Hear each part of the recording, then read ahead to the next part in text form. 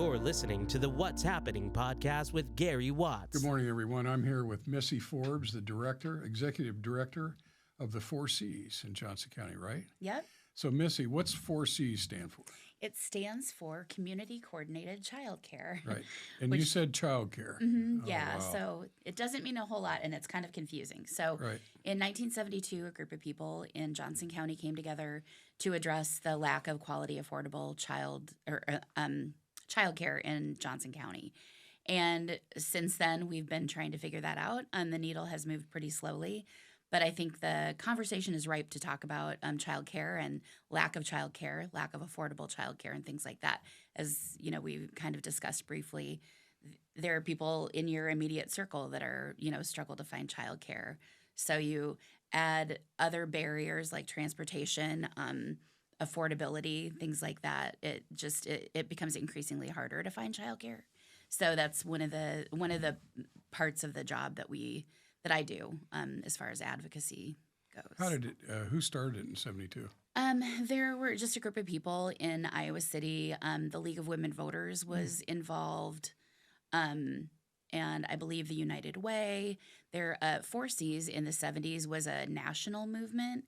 So we're not affiliated with any national organizations, but it started around the same time. I believe there was a grant that was received through a national grant to kind of explore different options and things like that. So, but again, it's something that we're still trying to address today, which I think is pretty incredible. So tell us a little bit about your background, where you're from, and then how'd you get interested in the 4Cs? How'd you become executive director? Sure. So I'm from Iowa City. I was born and raised here. And I, grew up with the University of Iowa in my backyard. So I never left.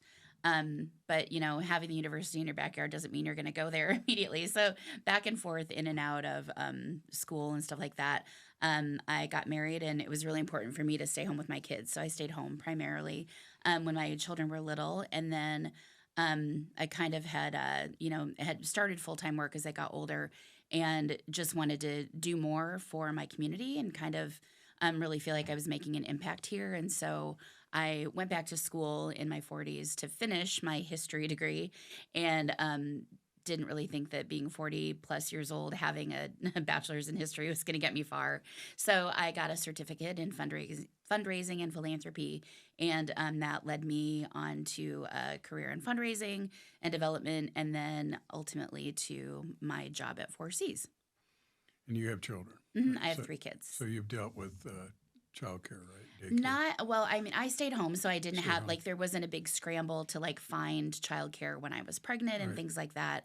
But we did, as my daughter, who's now 18, got older and I got back into the workforce, it was definitely an expense that was a struggle for my family to pay for, even, with 2 incomes and that thing. So we were able to piece together care, but that can be hard for some families. So I read that 73% of the folks that I think maybe have their children at 4Cs, or maybe it's just 73% in general, kids under 6 work. Yeah, that's a statistic in Johnson County. In Johnson County. Mm-hmm. Yep. So a majority of people work and have children and need daycare. Mm-hmm. Yeah. Right? So where do they get daycare? Well, it's hard to find, especially infant care. So there are a lot of people that once they find out they're pregnant, the first people that know about it are child care centers. It's tricky. And especially if you're looking at affordability, or if you're on a state assistance to pay for childcare, there are a lot of programs that don't take that. So we have a lot of working families in the state of Iowa and in Johnson County, and so it's a problem that we try to address in a lot of different ways. Why wouldn't they take the aid? Why wouldn't daycares take the aid? The state pay does not pay the same they pay fair less? market value. Yeah. Oh. So if you're looking at a tuition rate of anywhere from $1,000 to $1,300 a month, state aid would pay between $600 to $800 of that. So it's a losing market to do that. What's it cost for an infant? It Not at Four Cs, just generally. generally I would say that range 1,000 to 1,500. 1,300 would be about right. And in your group, it's going to be a lot less, right? Because you take the subsidy. Yeah. So at our childcare center, Home Ties, we our tuition is $1,000, and that's not that's from birth to 4 years. A lot of program or 5 years. A lot of programs will have, as the kids get older, the tuition lessens. So for infant care at our center, it's $1,000. Other centers pay upwards of or charge $1,200, $1,300, $1,400. And $1,000, that 8 to 5 every day, 5 days a week. Mm-hmm. Yep. So, and then how many children do you have, like the infants right now? We have 8 children in our program, or 8 infants in our program. We're licensed for 36 in our small center. So tell me about the license. I mean, a lot of people don't realize it. I think in the old days it was either the grandparents or a neighbor to take care of the babies, or some relative, or you know, you just kind of you didn't really have like organized daycare. But isn't it difficult to be licensed and to be actively working in daycare right now? Yeah, there are a lot of rules and regulations that go into being licensed or being a registered home provider. You know, obviously we want children to be safe, and you know, so a lot of all of those rules and regulations are tied to safety and things like that. But it does become it can become prohibitive for people to do either in-home care or to become a licensed center. There's a lot that goes into it. And then there are a lot of pre-qualifications that go into becoming part of the child care workforce as well. And there's a lot of pre-service training that is involved with that too. So that's some of the work that we do with people that are interested in becoming child care providers, in-home providers. We can help them with their pre-service training. And especially, we work really closely with the refugee and immigrant population. And so helping them go through that pre-service training with translation and just additional hand-holding to get them so that they can open their own business is some of the work that we do. So for not only in the 4 Cs, not only do you take care of kids, you also train providers to be able to work in daycares. Yeah, I like to call that the indirect service that we do. Okay. Yeah, yep. That's pretty cool because Yeah. I mean I don't know where the folks come from that work with kids. So Yeah, I know there's a shortage of them. Yeah, there certainly is. So that's one of the things that we want to do is also addressing support of the child care workforce in any way that we can, and also promote careers and the rewarding careers that are in early childhood education. So we have started to have a more robust conversation with high school and junior high students about career fields in early childhood education. I feel like we should be talking about being teachers of children under the age of 5 the same way we talk about being K through 12 teachers or any other career. We need to start talking about that as early as we do any other career. So if you have an infant, and let's go infant to 5, what do you try to teach them? Tell me about your curriculum or how. I don't know much about small children anymore. It's been a long time. Right. When you get out of it, you kind of forget. So what is it you're trying to accomplish? Give me some of the goals. Well, we want all kids to be ready for school on day one in kindergarten. So we believe that play is learning. And so there's just a lot of play that goes into it. Our teachers at our particular center do a lot of training just around what is kindergarten readiness, but a lot of it too isn't just about learning academics and ABCs and 1, 2, 3s and colors and all that. It's about being a good friend. It's about socialization and things like that. So there's a lot more that goes into being kindergarten ready, and that's a very broad term because really being kindergarten ready in the state of Iowa is being 5 years old. So, but there's a lot that goes into the success of a student before they turn 5. So are they painting? Or they don't read yet? I mean, I don't know what Yeah, so we do a lot of outdoor play and then build any of our activities that we do, whether it's indoor play, outdoor play, whatever. We just embed early literacy, early math, any sort of STEM or STEAM activities that kind of go into that. Again, socialization is huge. So, being a good friend, learning how to share, those sorts of things are all embedded in that becoming a good student. Good nutrition is also a component of the work that we do because we believe brain growth is most rapid in the 0 to 3, 0 to 5 age range. And so, having a healthy diet promotes healthy brain growth too. So, So during the day you feed the kids, right? Yep.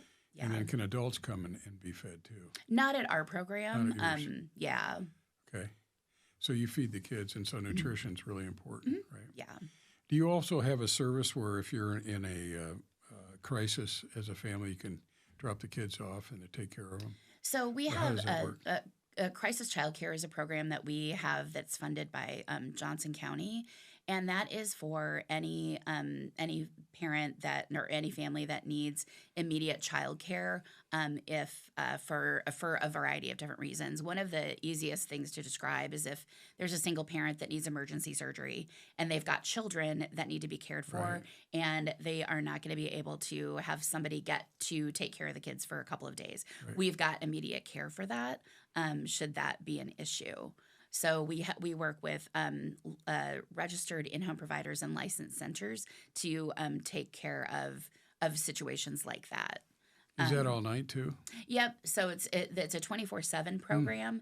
There are some families that don't need that overnight care, or we don't get a call. We sometimes get calls in the middle of the night on the weekend, but for those daytime calls or when care is just needed during the day, if there's room, we'll have them at our center, or there are other centers that we work with that are. And where's your center? Where's your daycare center? It's located in the First Mennonite Church in Iowa City, off of Myrtle. Myrtle, okay. Avenue. Yep. Okay. Yeah, we've got level there. Yeah, we've got a great partnership there with them. We all of the rent and the utilities and things like that are all in kind, and so we're able to operate our program there without having to worry about some of those overhead expenses. Plenty of parking, just wheel in there, and it's good access to downtown, everything, isn't it? Yeah. So what else can you tell me about, give me some ideas of, obviously when you talk about daycare, it's a hot topic for everyone. And does that enter into the low birth rate? I mean, it seems like in a lot of the colleges, enrollments are down, a lot of areas, and I know childbirth rates seem to be down. So that's not my area of expertise, but I would say that the decision to have one or even two more children there are families that make decisions about expanding their family based on affordability of childcare. In Johnson County, a family with a median income and two children, both in childcare settings, pays more in tuition for their early childhood experiences than a student at the University of Iowa. So it'd be, if your median income's what, that $60,000 a year, $50,000? Might be a little bit more than that, but and then it'd be $2,000 a month for two children. more than that probably. More than that. Yeah. So. Wow. So Yeah. they can work, and then 2,000, and then Yeah. time you net your income out, I can see where that's a hard decision for folks. Yeah, and It really that's, is. imagine someone who has, is making $15 or less an hour. Yeah. That's unaffordable. Yeah. So it's a great service that you provide. So tell us some more about the classes you have. I know you have things in surrounding communities, and then maybe talk about your funding sources. So we work primarily in Johnson County, and we are here. The bulk of the work that we do is just to support the child care workforce. So we can offer training and education. We do a lot of work with in-home providers, just making sure that their programs are viable and can stay in business. So while we talk a lot about the aspect of their academic environments, we also really want to promote and drive home the fact that these are primarily women-owned businesses, and we want them to stay in the business of childcare. So anything that we can do to support that part of the work is what we do. We get a lot of funding from the government, so federal, state, and local funds, but we also take private donations. We're a 501c3, so that's what we do for our funding. So you got United Way, you got Johnson County Community Foundation, right? Yep. All the cities, Coralville, Iowa City, North Liberty, Tiffin. Yeah, and then the county, and the county is a huge support of the work that we do as well. What's your budget? We're over $1 million. Really? Yeah. Every year? Mm-hmm. Wow, that's Right around amazing. So how many people do you think of ladies that are at home, women at home with doing daycare, do you help a year? help them with what their operation? We have a program called Starting Strong, and that is the people that we work with in that group work primarily with low-income children, and there are a lot of different components to that group. They're about between 20 to 30, roughly, in that group. In our food program that we run, which is a nutrition program, there are 70 providers total in that group.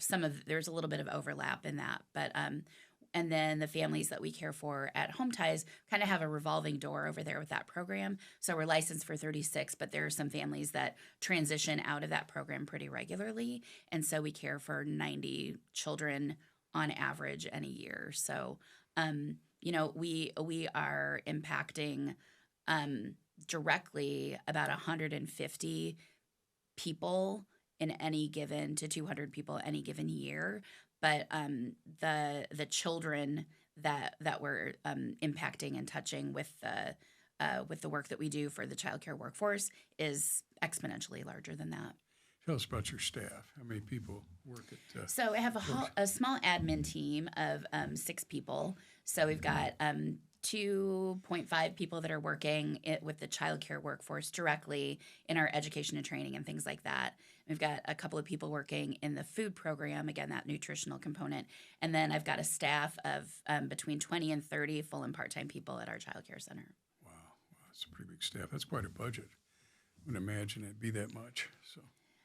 We've got a lot. We had a lot of funding after for the American Rescue Plan Act dollars to implement some and expand some of the programming that we have. So, so I think that's some of those projects that we're working on currently that won't continue after the ARPA money is done. So, how do folks that need your services find you? How do they know about it? How does the word get out?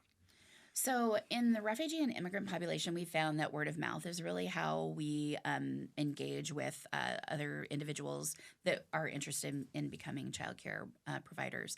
We have a really great collaboration and relationship with DVIP Shelter House and the United Action for Youth with their parents that utilize Home Ties. They've got I don't want to say they're always at the top of the waiting list. Those clients are to utilize our services because we've had that's where our county and state funding comes from for Home Ties, and so that's where those families would hear about our child care center, and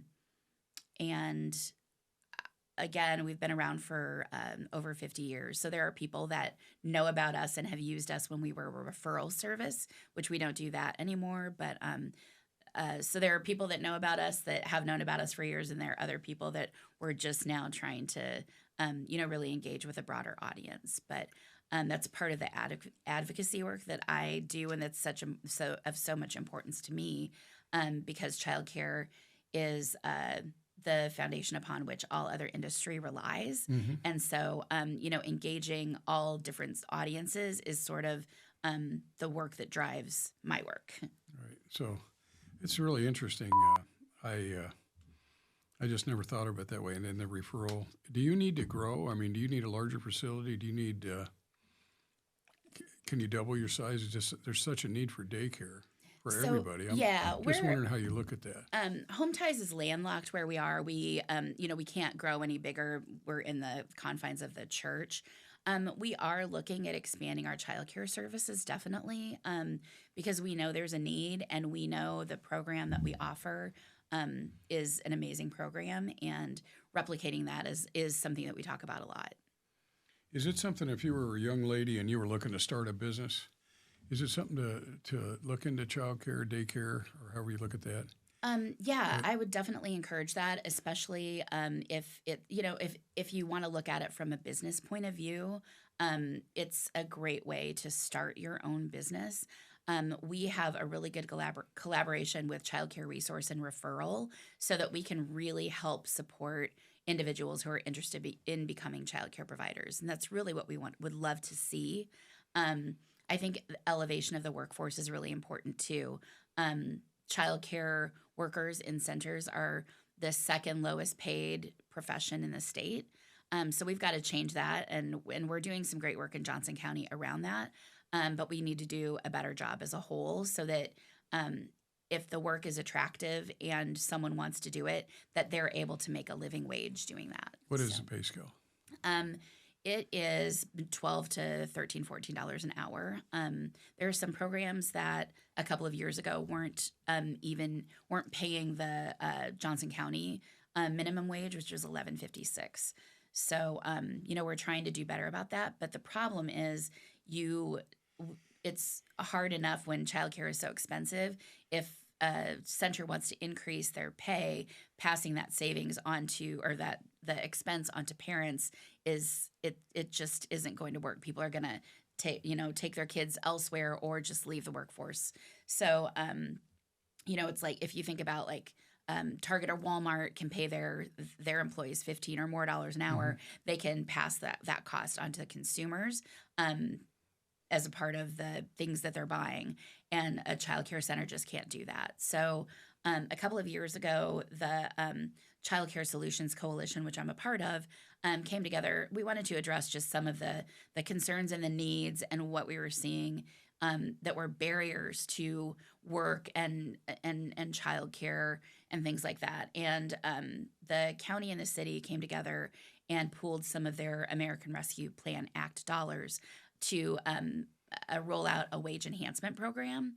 And so qualified staff at qualified centers get $2 an hour more on top of their salary. So it's not a bonus. So on their paycheck, they'll see if they're making $11.56 at base, the county and the city have pooled their resources to get $2 more an hour on their hourly salary.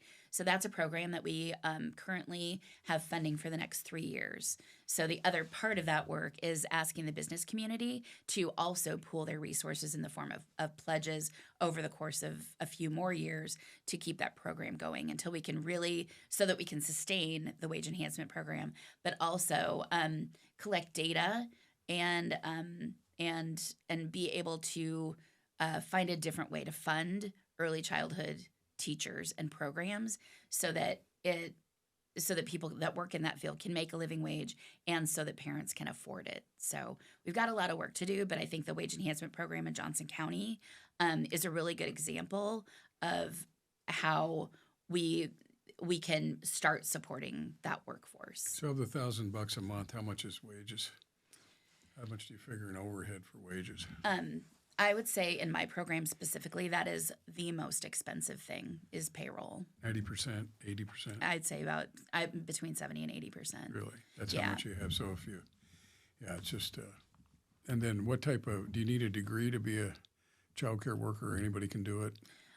You have 18 years old, and then the pre-service training that I talked about. So there are some things that you've got to do before you can work in a center, but you've got a couple of months to get that training. And that's the training you have to have a prerequisite for the state? Mm-hmm. Yeah. Otherwise you can't be in a daycare. How long is that? It's 3 classes in CPR and first aid. Okay. And then I'm sure there's pretty good background checks, right? Mm-hmm. People that work for you. Yep. Yeah. So, well, that's interesting. I mean, I didn't realize the wages were that low. Yeah. For folks. So I can see where you got to attract people. You got to need to pay them more. Yeah. Because you're kind of like a mini school teacher, aren't you? I mean, a school teacher. Yeah, that's what we call our staff at home. In the critical years, which is important, and folks are working. So, what a necessary part of the society you are, and with our most precious commodity, your children. Yep, exactly. Yeah. So, what other things do you have for me this morning? What other things we talked about funding, right? You have classes all over. What do you need help with? Do you need volunteers? Do you need I saw on the website you need to collect with diapers and you need supplies. What can you tell the public? Obviously, you need funding, you need money. Yeah. But what else can you tell the public that might be helpful to your group? I think that the most important thing to tell the public is just there's so much. Go ahead. Right. Where do I begin? No, I think that just elevation of the childcare workforce is one of the most, advocacy on behalf of the childcare workforce, I think, is really the most important thing. And recognizing that even though you think it doesn't impact you, it does impact you.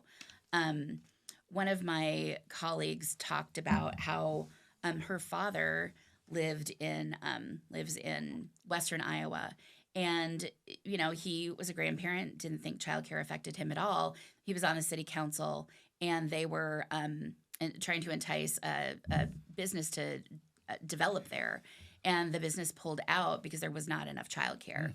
And so even though you think childcare lack thereof doesn't impact you, it does inadvertently. And again, it goes back to I believe that childcare is the foundation upon which all other industry relies. And so when, of course we need volunteers, and of course we need money, and of course we need things, to keep our programs afloat. But I think one of the most important things is really doing research about how can you help the childcare industry stay afloat, because we all need it. So I never thought about, a lot of times in our world, they talk about housing costs and affordable housing when they're looking to place a plant here or industry. Mm-hmm. And the daycare is just as important. Yep. Or one of the most important factors. Yep. So housing and childcare, I would agree. Yeah. I mean, those are two strong issues. And and I'm sure the cities and people recruiting people into the area really, really need that. Mm-hmm. Are the hospitals doing anything? Or the school districts, do they have preschool things? What's everybody else doing to try to help this? Because it's obviously an urgent need or definitely a need. The school district in Iowa City, I believe, is rolling out a pre-K program. I don't know a lot about that, just because I haven't been involved in those kinds of conversations. But we have a really good relationship, and the University of Iowa is one of our funders at 4Cs. And so I have a really close collaboration with someone in the HR department. And so we do talk a lot about what support 4Cs can offer to, those lower wage earners that are working overnights and weekends and things like that. So we don't, again, directly support that staff, but we've got conversations going about how we can support childcare workforce so that those employees that need to get to work still have work. And things like that, and also students as well. So if you volunteer, what do you do? You're not going to just come in and be with the kids, right? We can. We've had volunteer groups come over to Home Ties and do crafts and read and things like that too. We've got a great outdoor space, and we love gardens, and so people can come out and garden. So it's definitely worth shooting me an email so that we can get something lined up. What about pets? You bring your dog over and the kids can play with the dog? I don't know that we've had anything like that, but I'm sure those kids would really dig it. I mean, comfort dogs are just fun to... Yeah. I mean, I don't know if kids have seen dogs, and you never know. Yeah. Just might be an idea. So. Yeah. What else do you have for me? I mean, child care is a hot topic. Mm-hmm. I hear about it all the time, especially with the grandkids. Yep. How difficult it is, and you're right, when you become pregnant and first thing you're looking for is daycare, you get in line. Some of the waiting lists I've heard is over a year or more. Yeah. And it's just something I'm not really in that right now at my age, but I was back in the day. But so what else can you tell us about anything you want to get out to the public? Anything else you'd like to talk about? I think that a lot of stuff is tied to legislation. So really looking at the issues and writing your legislators. We have really great legislators in Johnson County who understand it, but they're not the only ones that are voting on the laws and things like that. So just writing collectively those who maybe aren't interested in wage increases or expanding funding for childcare. Those are the calls to make and the letters to write. Just try to receive more funding for it, right? Yeah. In the state. Yep. Anything else you'd like to cover? This has been interesting. I mean, I wasn't aware of 4Cs until I was, told to give you a call. Yeah. And so this has been great. Anything else you'd like to tell the public here this morning? Just anything that you can do to support the childcare workforce. If you have kids in daycare, make sure you're taking those teachers treats and gifts because they work hard. It is hard work too. Another precious commodity is the teachers and being able to take care of kids, right? Yeah.